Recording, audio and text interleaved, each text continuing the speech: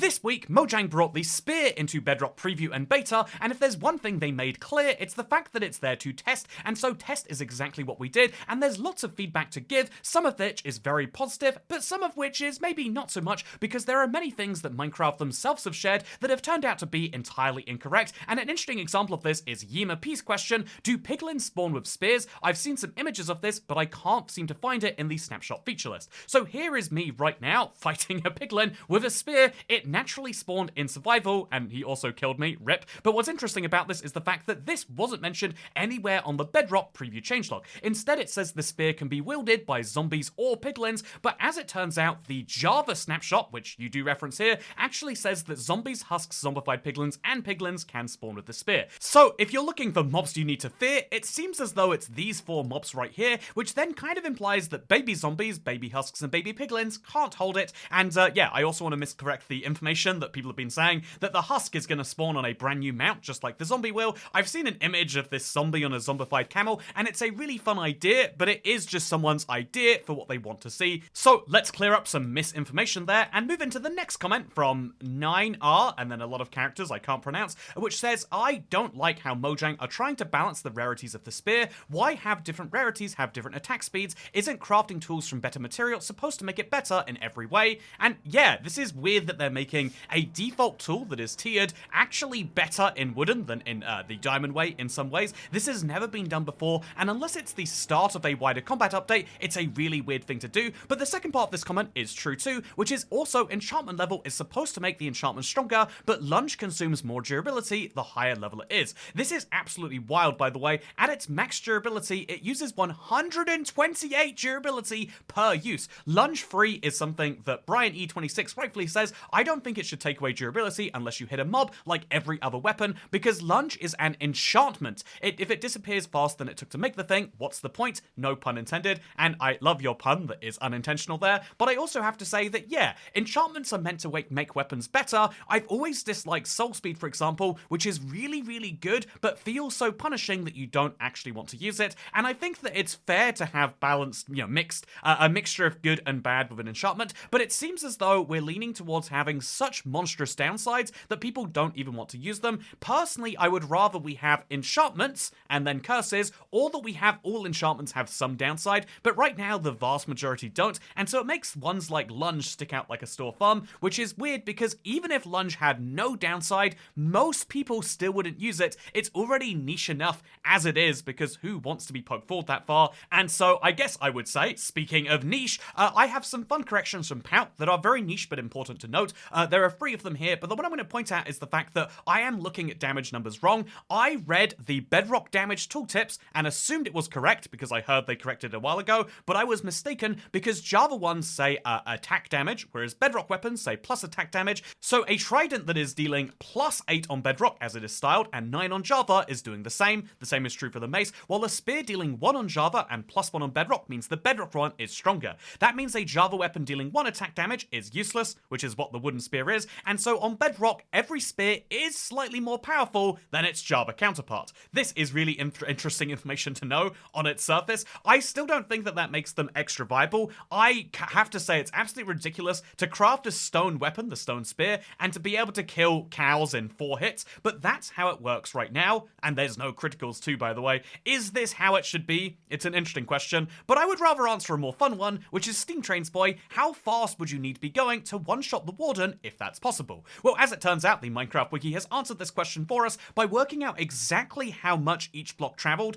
adds to the charge attack damage, and as you can see, when using a horse at max speed and a Netherite trident with the charge attack, you only deal 10 damage. This is mildly more than a Netherite sword, and a lot more work to make it work for sure. And so interestingly, if you want to get the best out of your Netherite spear, you can be flying with an Elytra at firework boost speed, where you'll get 20 damage, and if you want to do enough damage to take down the warden, which is 500, you'll need to be moving at 416.67 blocks per second. That is about 5 to 6 times the top speed of an ice boat, a blue ice boat to be clear, and so is there a way to one-hit the warden? I don't know of one that exists. I believe the max speed in Minecraft, without using ender pearls or the nether, is somewhere in the low hundreds, but I'm sure that because we now have an interest in getting super fast, if only for a brief second, that people are going to work it out, but technically the answer is yes and no. no, Steam Trains boy. Speaking of yes and no, Neil Andrews 2995 says, have you respawned your world in a recent update? That would be interesting. And so let's go back to that original episode where you can see the seed is everything, and then let's load it into modern day Minecraft and see what happens.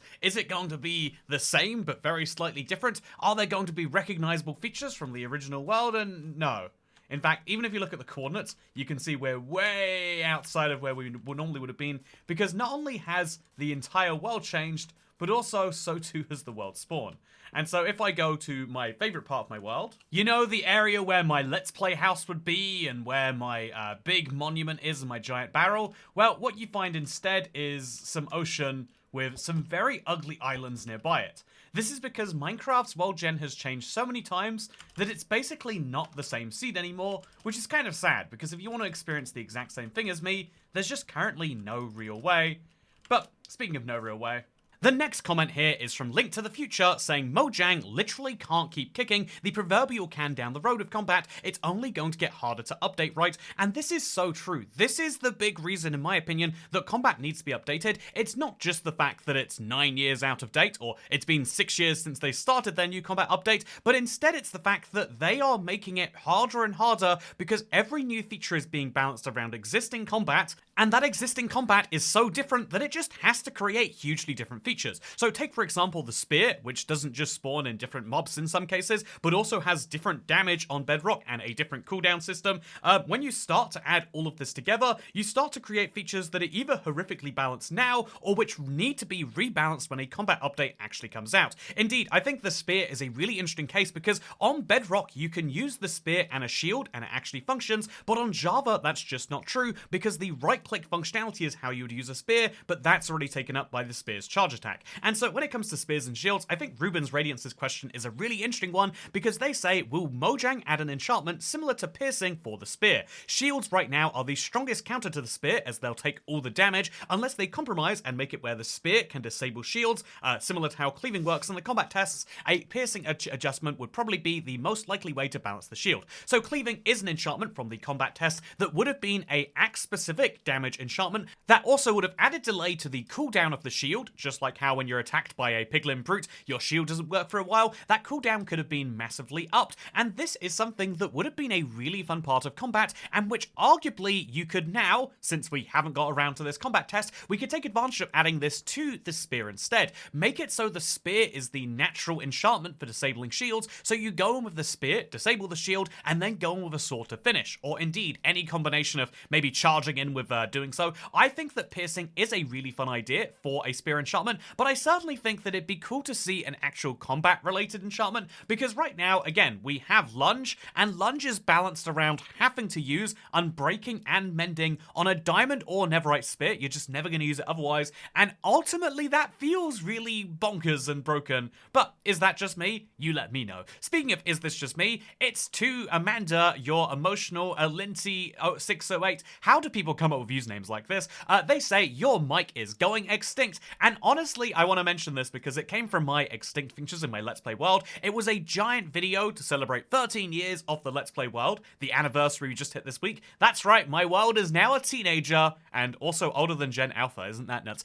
But what's interesting is I put my whole heart into making this video for the anniversary that I knew people would be excited for, and because of a very minor microphone sampling issue that only happens on like 1 in every 20 recordings, there was a huge issue in the audio that led to a lot of the comments being about that. And that's one of the brutal things about being a YouTuber sometimes, is like a minor tech issue which is undetectable until, you know, like something's gone wrong, can be so bad that it's more important than the rest of your video combined. And you know what? I don't really have much to add to this besides, wow, sometimes things suck, right? Speaking of things suck, Nerdy Neat says, micro dollar slop adding any slop updates that nobody asked for, only to stay on schedule. Updates must come out regularly, otherwise there's no sensation, so people's attention is lost and shareholders' income goes down. Gentlemen, we can't allow that. Alien face money money. I want to point this out because this is a trend on the internet now more than ever before. People are wildly pessimistic, and people are wildly almost conspiracy brained about literally everything.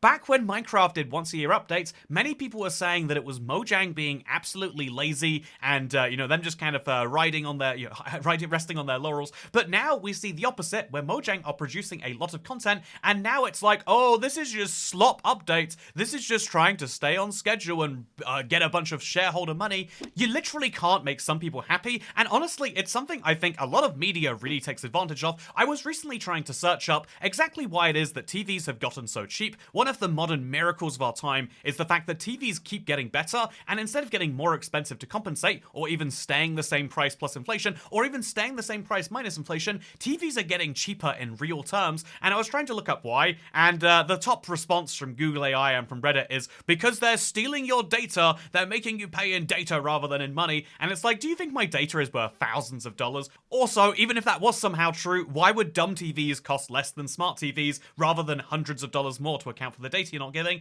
People love to be pessimistic. They love to have a gotcha answer for how actually you're massively wrong. And so when people see there are drops happening and we're getting more frequent content, oh, that's for shareholder money. And if the updates start getting slower again, wow, Mojang is so lazy. The world is filled with reasons to be optimistic, with good things that are happening, and honestly, that is a good thing, but we are surrounded by reasons that we can find that make it so negative, and ultimately, a lot of life is not about how good or bad something is, it's how good or bad you want to believe something to be, and I think that you have a choice, not as to the entire package of how that goes, but at least to some percentage of it, and so I hope that if you've watched this video all the way through, you choose good. You remind yourself that honestly, Minecraft is getting better, and even if it wasn't, as I mentioned in my Let's Play this Monday, you can just keep playing like it's 2012 anyway, either on Java by literally playing with that version, or on Bedrock by just ignoring the newer features. You don't have to use a spear if you think it's micro slop. You don't have to worry about the new copper golem unless you want a copper cape, that is.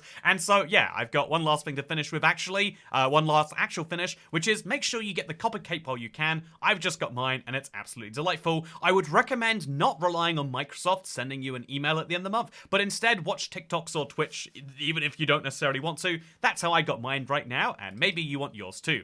I also, you know what, let's actually end on one last thing. A lot of people have been suggesting that you could customize the hilts for your weapon, and so now is the ever-relevant time to show you Paimon Dickaxe. This could be true for spears as well. Imagine having 2 diamonds and then a stick at the end. Wouldn't that be beautiful? Anyway, with that said, I've got one last thing to tell you, which is the fact that Sky Glue is in fact going to be returning. I always like to stop making these series while I'm actively working on a big video for them, and I've got a summary of my 100-day journey to collect lava that's going out tomorrow, hopefully, and then after that we'll be able to stream it again, which should be lots of fun. Speaking of lots of fun, I've got one last thing to tell you, which is that I hope you have a great day. Goodbye.